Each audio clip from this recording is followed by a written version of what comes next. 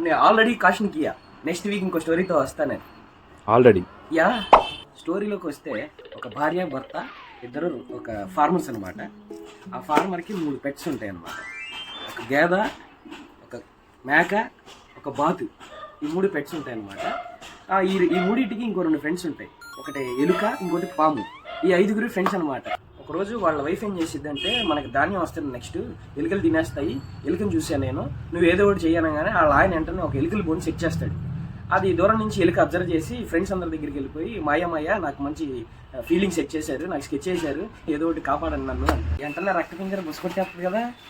ఎలుక దగ్గరికి వచ్చి, అరే ఎలుక, ఫీలింగ్ సెట్ చేసింది నీ కోసం, మనకంత సంబంధం లేదు, నీ పని నువ్వు చేసుకో, మేము ఎంజాయ్ చేస్తాం అని చెప్పింది. ఈ ఎలుకను పట్టించుకోకుండా మిగతా అన్ని ఎంజాయ్ చేస్తూ ఉంటాయి.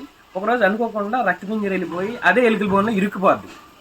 ఈ లోపు ఆ ఆవిడ చూసి ఇక్కడెక్కడ రక్తపింజర ఉంది అని దగ్గరికి వెళ్ళి చూసేపటికి ఆ ఆవిడని కాటేసిద్ది.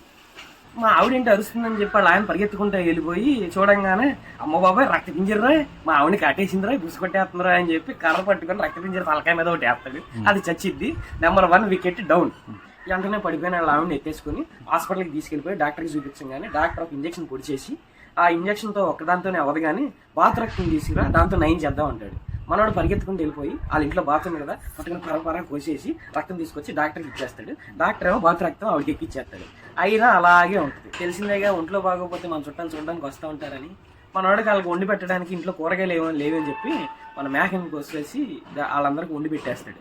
Next wicket down. ఇంకా ఆవిడకి అలాగే ఉండి 2 రోజుల తర్వాత ఆవిడ చచ్చిపోద్ది. ఈ మనోడు ఏం చేయాలి, చనిపోయిన తర్వాత దహన సంస్కారాలు చేయాలి కాబట్టి చేతిలో డబ్బులు లేవని ఏం చేయాలని ఆలోచించి ఆవు కనపడిద్ది. ఆవును తీసుకెళ్లి సంతలో అమ్మేసి డబ్బులు తీసుకొచ్చి దహన సంస్కారాలు చేసేస్తాడు. ఇంతటితో ఫ్రెండ్స్ అందరూ అవుట్, ఎలుక ఒకటే మిగిలిద్ది. మోరల్ ఆఫ్ ది స్టోరీ ఏంటంటే, ఈ సమాజంలో ప్రతి ఒక్కరితో ఇంకొకరికి ఇంటర్డిపెండెన్సీ ఉంటుంది. అది మనం గమనించి ఎవడైనా హెల్ప్ అడిగితే మనకేం సంబంధం లేదు అనకుండా కొంచెం కనీసం ఆలోచించో లేకపోతే మోరల్ సపోర్టో ఇస్తే ఇంకోసారి మనకి ఎప్పుడైనా అవసరం వచ్చినప్పుడు మనకి దక్కిద్ది. ఇదిరా మ్యాటర్.